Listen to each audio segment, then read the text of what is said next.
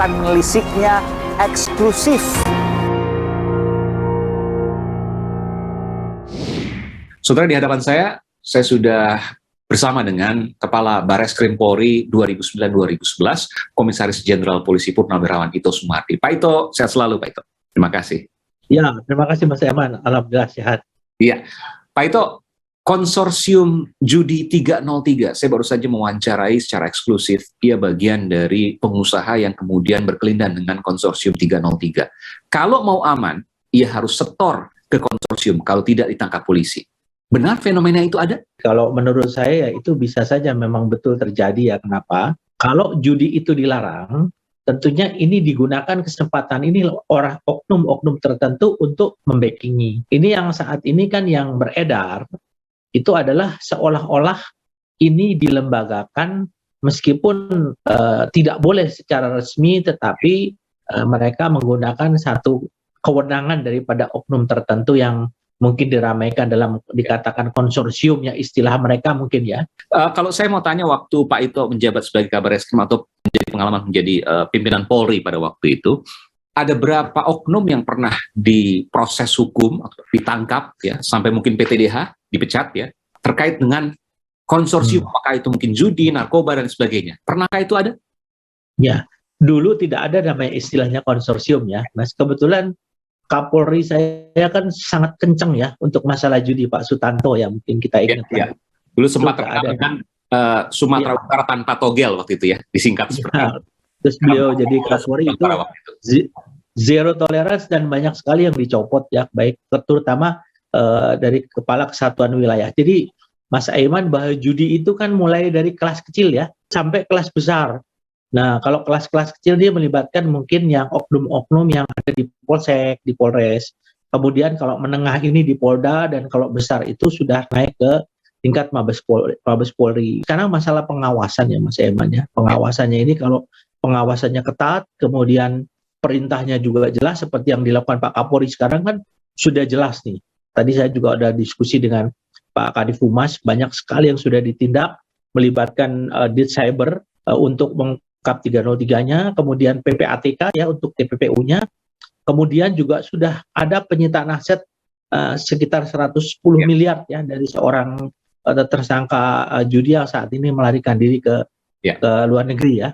Baik, saya putarkan sedikit pernyataan terakhir dari Kapolri Jenderal Polisi Listio Sigit Prabowo yang menyatakan secara eksplisit kalau menurut saya ini bahwa konsorsium 303 atau kelompok pengusaha judi kelas atas itu nyata adanya. Berikut ini. 10 orang tersangka berstatus DPO dan diduga terlibat dengan kelompok judi online kelas atas. Ini adalah isyarat dari Kapolri bahwa mereka semua akan diberantas, Pak Ito? Ya, betul. Kita mungkin beliau juga baru menyadari ya, ada hal-hal yang di dalam tubuh Polri yang betul-betul harus dilakukan reformasi ya Mas Aiman ya. Terutama dengan mencuatnya kasus Sambo ini yang membuat kepercayaan masyarakat menurun ya. Terutama sekarang dengan semakin melebarnya kasus ini dengan konsorsium 303 itu ya. Ada suara-suara di luar sana yang menyatakan bahwa kalau dibongkar semua akan begitu banyak pejabat kepolisian yang terjerat. Benarkah itu? Saya tidak percaya, Pak. Pengalaman saya selama di reserse 18 tahun ya. Kemudian dulu waktu saya masih pangkat kapten ya, Letnan 1 kapten itu kan masih belum ada larangan. Yaitu hampir di mana-mana anggota Polri itu ya istilahnya mendapatkan atensi lah ya. Tapi kan begitu ada larangan, otomatis mereka itu kan ingin mendapatkan perlindungan. Nah, perlindungannya mereka juga efisien juga.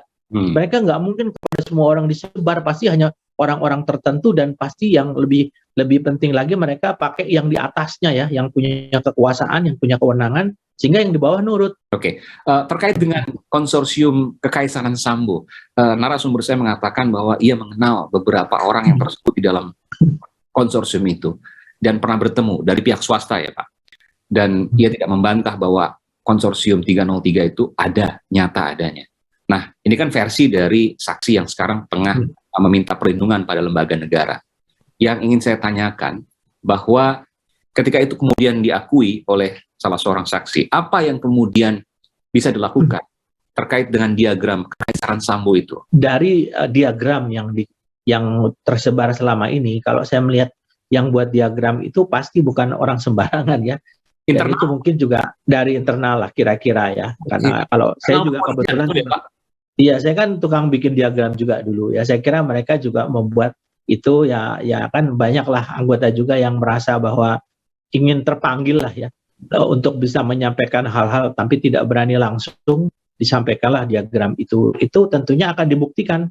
Ya. Kalau memang betul-betul ada indikasi, ada bukti-bukti, itu Pak Kapolri tidak akan toleransi sama sekali. Saya tahu betul Pak Kapolri, Pak Sigit itu, Pak. Baik, tentu ini menarik untuk terus kita cermati dan kita kawal sama-sama terkait dengan kalau kasus pembunuhannya sudah masuk ke persidangan, obstruction of justice juga tinggal konsorsium ini. Ini tentu menjadi tiga hal yang menjadi perhatian masyarakat. Terima kasih Kabareskrim Polri 2009-2011, Komisaris Jenderal Polisi Purnawirawan Ito Sumardi. Terima kasih Pak Ito, sehat selalu.